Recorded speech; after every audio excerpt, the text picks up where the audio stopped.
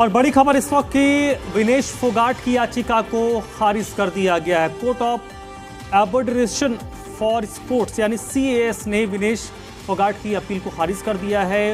विनेश फोगाट को ओलंपिक्स में ओवरवेट होने के कारण उन्हें डिस्क्वालीफाई कर दिया था और इस डिस्क्वालिफिकेशन को विनेश फोगाट ने CAS में चैलेंज किया था।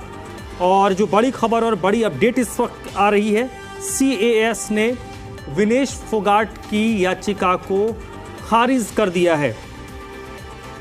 विनेश अगर डिस्क्वालीफाई नहीं होती तो शायद वो गोल्ड मेडल जीतती, और अगर गोल्ड मेडल नहीं जीतती, अगर दूसरे नंबर पे रहती तो सिल्वर मेडल भारत के हिस्से में आता, वो सिल्वर मेडलिस्ट होती, लेकिन उनकी याचिका को खारिज किया गया है।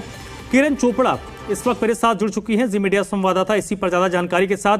किरण, क्या कुछ अपडेट है इस मामले को लेकर आपके पास?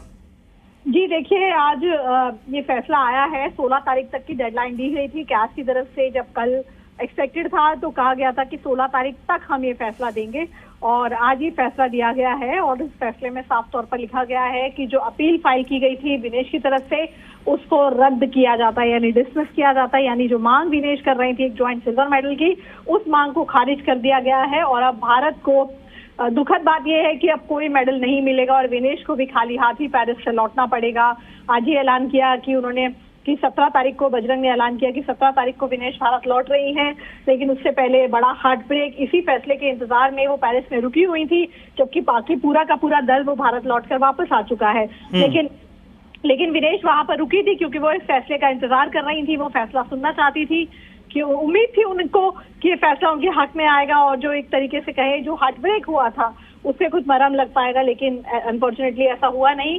कैस ने जो फैसला दिया है उसने साफ तौर पर ये कहा है कि नियमों को ध्यान में रखा गया है, और जैसे हमने पहले भी देखा है कैस की जितनी भी रूलिंग्स आई हैं उसमें नियमों को प्राथमिकता दी जाती है। इससे पहले 10 तारीख को भी एक फैसला दिया था कैस ने, जिसमें अमेरिका और रोमानिया की जिम्नास्ट के बीच में ओलंपिक गेम्स का ही मामला था। वहां पर भी जो नियम था उसी को मान्य किया गया था, और नियमों के तहत ही नियम मानने वालों के फेवर में ही फैसला दिया गया था। कुछ ऐसा ही विनेश के साथ भी हुआ है, और यही वजह है कि यूनाइटेड वर्ल्ड रेसलिंग के फेवर में ये फैसला दिया गया है, क्योंकि यूनाइटेड वर्ल्ड रेसलिंग की दलील थी कि जो भी डिस्क्वालिफिकेशन हुआ है विनेश का, या जो भी उनको मेडल नहीं दिया है, वो नियमों के तहत है, यानी जो नियम चलते आ रहे हैं।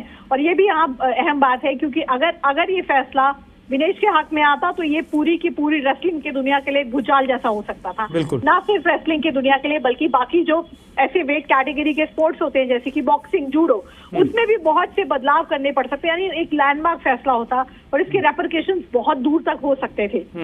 यही वजह है कि कैस ने हालांकि अभी अपील करने का एक विकल्प मौजूद है विनेश के पास, लेकिन फिलहाल के लिए जो फैसला। मेरा अगला सवाल किरण आपसे यही था कि पहली चीज कि इस तरीके का फैसला आएगा, इसको लेकर कई सारे जानकार बता रहे थे कि इसमें परिवर्तन लगभग नामुमकिन है, जिसका आपने जिक्र भी किया कि इसके रिपरकशन बहुत सारे होते, इसको भी देखना था। दूसरी चीज कि अब इनके पास क्या विकल्प बचता है, और क्या आपको लगता है कि विनेश उस विकल्प का इस्तेमाल करेंगे?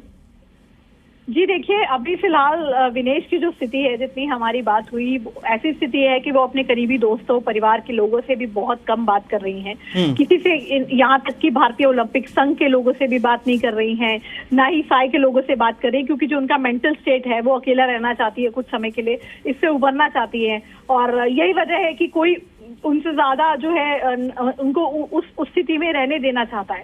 लेकिन अगर विकल्प की बात करें, पहले भी जब ये फैसला आया था तो विनेश की टीम ने ही फैसला लिया था कि हम जाकर इसको अपील करते हैं, और वहीं पे ही पेरिस बार से ही वकील लेकर उनको अपील दायर करवाई गई थी। बाद में भारतीय ओलंपिक संघ की तरफ से हरीश साल्वे और दिलफत सिंघानिया को जोड़ा गया था।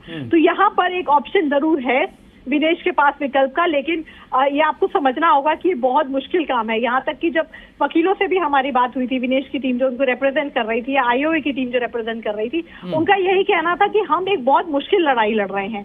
लोग कह रहे हैं कि लेकिन हमारा फर्ज है कि हम एक कोशिश करें, क्योंकि जो हमारे साथ हुआ है हम नहीं चाहते वो बाकी आगे भी किसी के साथ हो। अगर हम वो बदलाव कर सकते हैं, हम वो बदलाव ला सकते हैं, तो इससे बेहतरीन कोई बात हो ही नहीं सकती। और फिर विनेश जो डिजर्व करती थी, वो फाइनल तक पहुंची थी, वो हक उनको मिलना चाहिए था।